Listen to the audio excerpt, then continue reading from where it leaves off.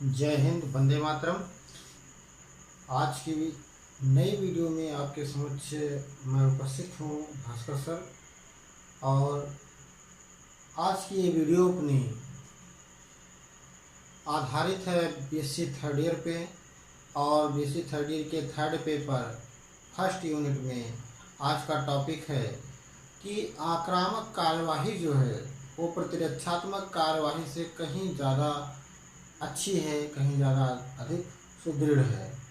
तो आइए देखते हैं इस वीडियो के माध्यम से कि जो आक्रामक या आक्रमणकारी गतिविधि है, आक्रामक कार्यशैली है, वो प्रतिरक्षात्मक कार्यशैली से किस प्रकार से भिन्न है या किस प्रकार से श्रेष्ठ है। आइए वीडियो की शुरुआत करते हैं। इसमें ब्रिटिश साइंस के इस क्लास में आज का ये टॉपिक है कि आक्रामक कार्यवाही प्रतिरक्षात्मक कार्यवाही से, इसमें थोड़ा सा मिस्टेक हो गया है, ये कर्म होना चाहिए, क्रम नहीं।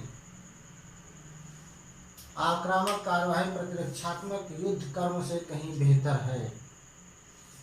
परीक्षा में आपके प्रश्न आ जाता है, इस कथन की पुष्टि कीजिए या इस कथन की व्याख्या कीजिए कि आक्रामक कार्यवाही प्रतिरक्षात्मक युद्ध कर्म से कहीं बेहतर है। तो ये किस तरह से बेहतर है ये समझते हैं। जो महान विचारक, सैन्य विचारक रहे हैं, जैसे मैकियावली हो गए, नाम लिखते चले, मैकियावली,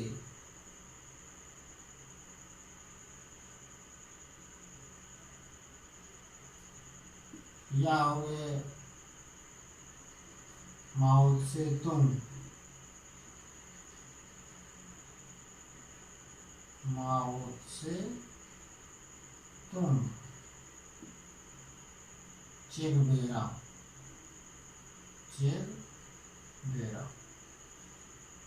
नाम है मैकियावली और माओ त्से-तुंग, चे गुवेरा। ये जो सैन्य विचारक थे, इनका ये मानना था कि जो आक्रामक कार्यवाही होती है वो सर्वथा अच्छी होती है, बहुत अच्छी होती है। मैकियावली के अनुसार है कि वो युद्ध सबसे बेहतर है, सबसे अच्छा है। और उस युद्ध में जिसमें खून खराबा ना हो, मारपीट ना हो, कत्लेआम ना हो, भूमि क्षेत्रों पर कब्जा ना किया जाए, जहाँ पर बस्तियां उजाड़ ना दी जाएं, ऐसे युद्ध को युद्ध नहीं कहा जाएगा। अर्थात मैकियावली का विचार था कि युद्ध में विध्वंस होना स्वाभाविक है, खून खराबा होना आवश्यक है, बस्तियों को उजाड़ देना आवश्यक है, और वहाँ की अर्थव्यवस्था को, यानी कि वहाँ के लूटपाट करना, वहाँ का राजस्व छीन लेना, बटोर लेना, ये सब युद्ध का एक नियम है, युद्ध का एक कार्य है। तो मैकियावली के अनुसार ये युद्ध की कार्रवाई है, ये युद्ध की अच्छी बातें हैं। कुछ विद्वानों ने ये माना कि जो आक्रामक कार्यवाही होती है वो प्रतिरक्षात्मक कार्यवाही से या प्रतिरक्षात्मक कर्म से बहुत अच्छा, श्रेष्ठ होती है। क्योंकि इसमें क्या होता है, आक्रामक कार्यवाही में एक हमारे सैनिक को तीव्र गति से धावा बोलना, आक्रमण करने के लिए अवसर मिलता है। क्या मिलता है?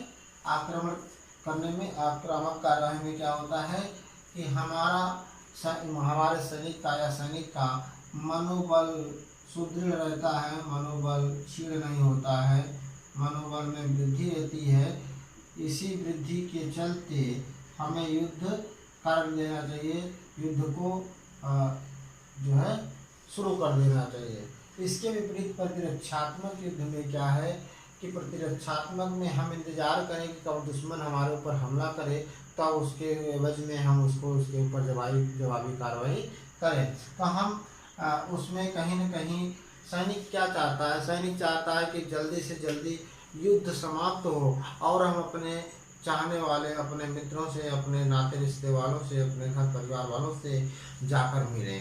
अर्थात युद्ध की स्थिति में जब उसको उसकी सारी छुट्टियां रद्द कर दी जाती हैं तब उसे कोई रास्ता नहीं होता है, उसे रास्ता होता है अपने वतन पर मर मिटने के लिए। तो उसके लिए ये जरूरी होता है, उसका मनोबल तब अच्छा रहेगा जब उसको शीघ्र युद्ध करने को मिले और वो उस युद्ध में विजयी होकर अपने घर परिवार, अपने नाते रिश्ते वालों से मिले। तो आक्रामक कार्रवाई में होता है कि उसके मनोबल में वृद्धि होती है, उसके पास साहस होता है।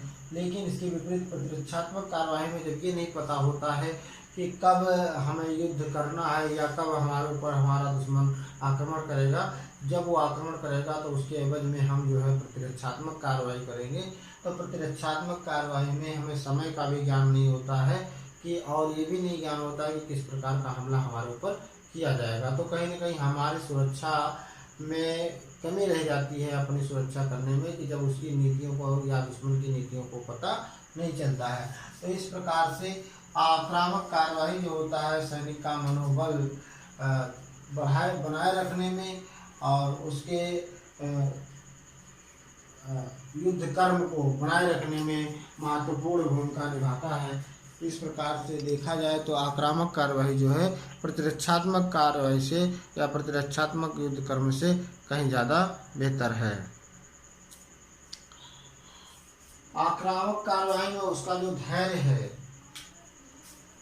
वो मनोबल में वृद्धि रहती है और धैर्य भी उसमें धैर्य भी बना रहता है। किंतु इसके विपरीत जो है प्रतिरक्षात्मक में उसका धैर्य टूटने लगता है और मनोबल भी क्षीण होने लगता है। तो इस प्रकार से एक सैनिक का मनोबल और धैर्य ही यदि टूट जाए, क्षीण हो जाए, तो एक सैनिक का अगर मनोबल क्षीण हो जाए या टूट जाए, धैर्य उसका जवाब दे दे, उसके धैर्य की उसका धैर्य काम ना करे, तो उसके लिए ये युद्ध लड़ना संभव नहीं हो पाएगा। तो इस प्रकार से देखा जाए तो आक्रामक कार्यवाही प्रतिरक्षात्मक कार्यवाही से कहीं ज़्यादा अच्छा रिस्पांस या अच्छा परिणाम देती है, जिसमें सैनिकों का मनोबल भी उच्च रहता है, उनमें धैर्य और साहस भी भरा होता है। तो इसलिए आक्रामक कार्यवाही जो है प्रतिरक्षात्मक युद्ध कर्म या कार्यवाही से कहीं ज़्यादा बेहतर है।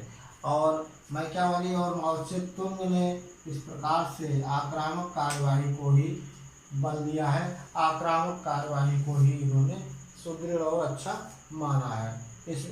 इस युद्ध में जहाँ पर लूटपाट ना हो, खून खराबा ना हो, लड़ाई झगड़ा ना हो या भूमि क्षेत्र छीने झपटे ना जाएं, बस्तियाँ उजाड़ी ना जाएं, इस प्रकार युद्ध में संभव नहीं है। युद्ध में इस प्रकार का कार्य होना आवश्यक है। ये विचार है मैकियावेली और माओ त्से तुंग जैसे